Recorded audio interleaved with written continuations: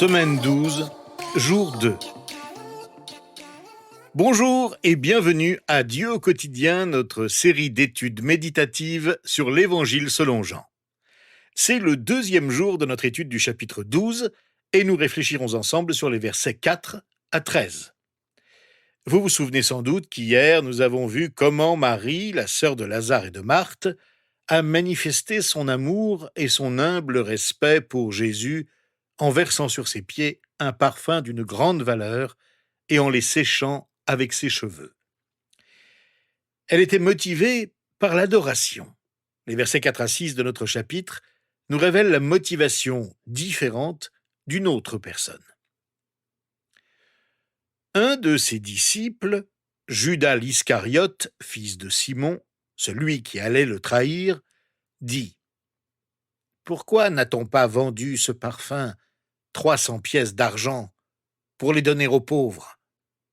Il disait cela non parce qu'il se souciait des pauvres, mais parce que c'était un voleur.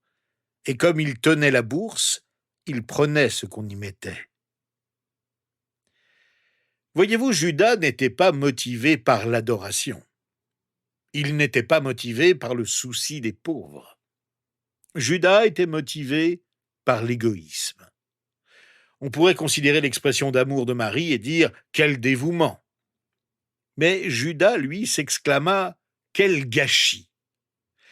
Il ne se souciait que de lui et ne pouvait considérer le geste de Marie qu'en termes de gaspillage. Il aurait bien voulu profiter de la vente de ce parfum.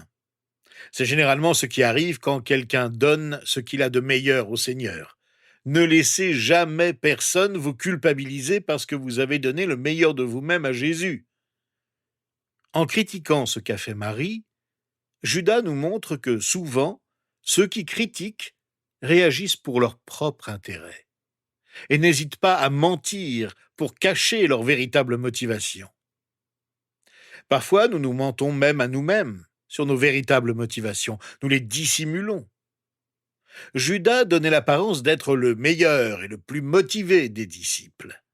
D'ailleurs, les évangélistes Marc et Matthieu rapportent qu'à une autre occasion, dans le même village de Béthanie, nous avons vu qu'une autre femme fit la même chose que Marie et versa un vase de parfum sur la tête de Jésus.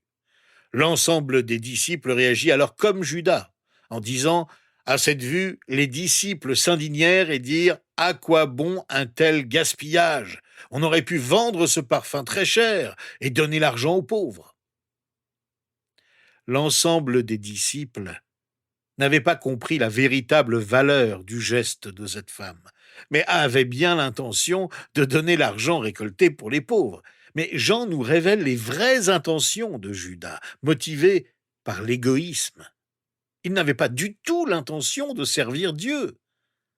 Est-ce lui qui aurait influencé les autres disciples sous le couvert de la générosité ?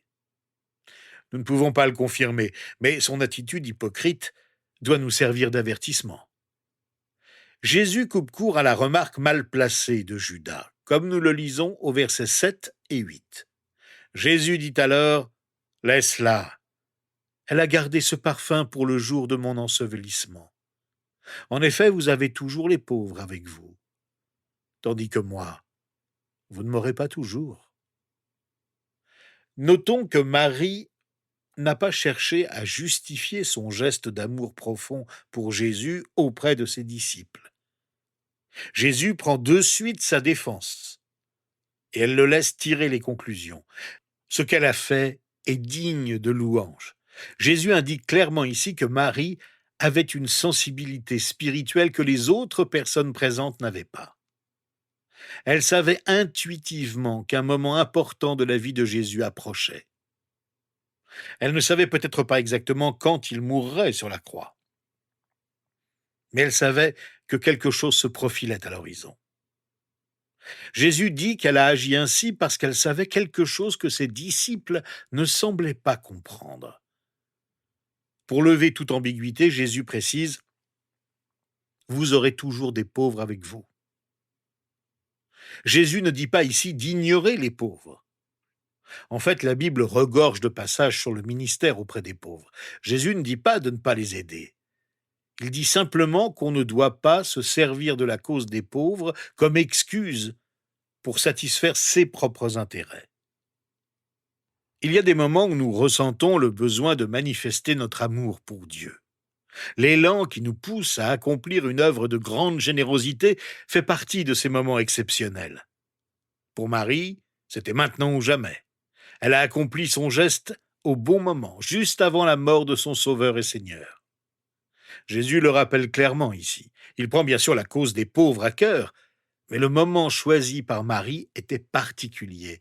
C'est pourquoi il demande à ses disciples, et en particulier à Judas, de ne pas rabaisser Marie à cause de son geste d'adoration, car elle avait pressenti qu'elle allait bientôt perdre celui qui l'avait sauvée. Judas, quant à lui, était tout simplement motivé par l'égoïsme. Puis, au verset 9, nous découvrons un autre groupe de personnes, une foule, qui va trouver Jésus avec une motivation différente. Une foule de Juifs apprirent que Jésus était à Béthanie. Ils y vinrent non seulement à cause de lui, mais aussi pour voir Lazare qu'il avait ressuscité. Cette foule, et nous allons le constater tout au long de notre chapitre, était motivée par l'excitation du moment. Les gens de la foule étaient motivés par la curiosité. Ils devaient absolument voir Lazare ressuscité. Or, quel est le problème avec cette excitation, cette curiosité, cette motivation? Eh bien, la curiosité est toujours temporaire. Elle est contrôlée par la foule. Elle est centrée sur les émotions et les expériences plutôt que sur les actions et les engagements. Il s'agit d'une motivation purement extérieure qui ne peut tout simplement pas durer. C'est ce qui se passe avec tous les mouvements de foule. Ce n'est pas Jésus que la foule veut voir, mais le sensationnel, Lazare ressuscité. L'engagement sincère, lui, est personnel. La foule était motivée par la curiosité du moment. Ceci dit, beaucoup ont cru en Jésus en découvrant ce qu'il venait de faire pour Lazare. Nous assistons en même temps à un autre type de motivation au versets 10 et 11. Les chefs des prêtres décidèrent de faire mourir aussi Lazare parce que beaucoup de Juifs les quittaient et croyaient en Jésus à cause de lui. Les responsables religieux étaient animés par la peur et la jalousie. Ils ne pouvaient pas supporter d'être abandonnés par le peuple. D'où leur décision d'éliminer ceux qui dérangeaient leurs ambitions, Lazare y compris. Au lieu de se réjouir de la résurrection d'un malade qu'ils ne pouvaient pas contester, ils voulaient détruire à la fois celui qui avait été délivré de la mort, la preuve de la puissance de Jésus, et celui qui est la résurrection et la vie. Donner la mort était pour eux la seule solution pour éliminer ceux qui déstabilisaient leur pouvoir. Leur rôle de prêtre n'était pas motivé par l'adoration de Dieu, qu'ils étaient supposés représenter, mais par la passion du pouvoir qu'ils devaient maintenir à n'importe quel prix. La peur de perdre leurs avantages les a conduits au crime et non à l'adoration. Ce n'est pas parce que vous ressentez quelque chose avec force ou que vous voyez quelqu'un qui ressent quelque chose avec force que cela vient forcément de Dieu. Beaucoup de gens confondent passion et inspiration et croient que ce qu'ils pensent doit être la pensée de Dieu. Cela s'applique aux relations. Les gens ressentent passionnément que Dieu nous veut ensemble. Je sais qu'il le veut. Eh bien, c'est peut-être Dieu qui le dit, mais peut-être que ce sont vos hormones qui le disent. Cela s'applique aussi aux causes que nous défendons et aux décisions que nous prenons. Ce n'est pas parce que nous sommes convaincus que ce que nous voulons faire correspond à la volonté de Dieu que c'est nécessairement le cas. Est-ce que ce que nous voulons faire est vraiment motivé par le désir de servir Dieu? Les mauvaises motivations nous conduiront toujours aux mauvaises actions. L'exemple de Judas nous l'a montré. Ceci dit, n'essayons pas de juger les motivations des autres parce que nous ne pouvons pas les comprendre. En fait, n'essayez même pas de juger les vôtres, parce que vous ne pouvez même pas les comprendre. La Bible nous dit dans le livre des Proverbes, au chapitre 21, verset 2, « Toutes les voies d'un homme sont droites à ses yeux. Mais celui qui évalue les cœurs, c'est l'Éternel. » Alors demandons à Dieu d'éprouver nos motivations et celles des autres. Que la prière de David au psaume 26, verset 2, soit la nôtre. « Examine-moi, Éternel. Mets-moi à l'épreuve. Purifie au creuset mes reins et mon cœur, car ta grâce est devant mes yeux, et je marche dans ta vérité. »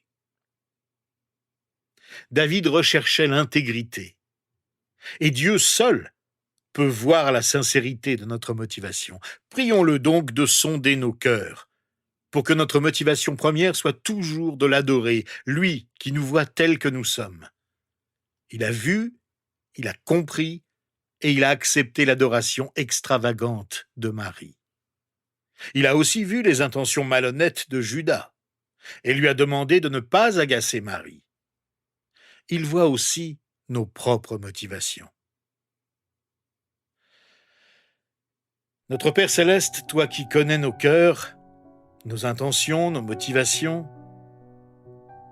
aide-nous à ne jamais être motivés par la peur, la jalousie ou l'égoïsme, mais par l'adoration que nous t'offrons maintenant, avec reconnaissance. Tu nous connais mieux que nous-mêmes.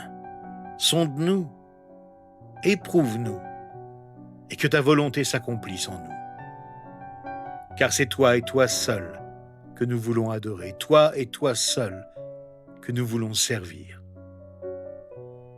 Purifie-nous de toute mauvaise motivation. Délivre-nous de l'égoïsme que nous ne pouvons pas éliminer par nous-mêmes. Que rien de négatif ne vienne entraver notre intégrité. Seigneur, nous t'apportons ce que nous avons de meilleur. Nous t'apportons le meilleur de nous-mêmes. Car ce que nous sommes et ce que nous avons, c'est à toi que nous le devons. Accepte notre adoration que nous t'offrons humblement au nom de Jésus. Amen. Eh bien, rejoignez-nous demain. Nous étudierons ensemble les versets 12 à 19 du chapitre 12 de l'Évangile selon Jean, qui marque le début des événements de la dernière semaine de la vie de Jésus sur terre.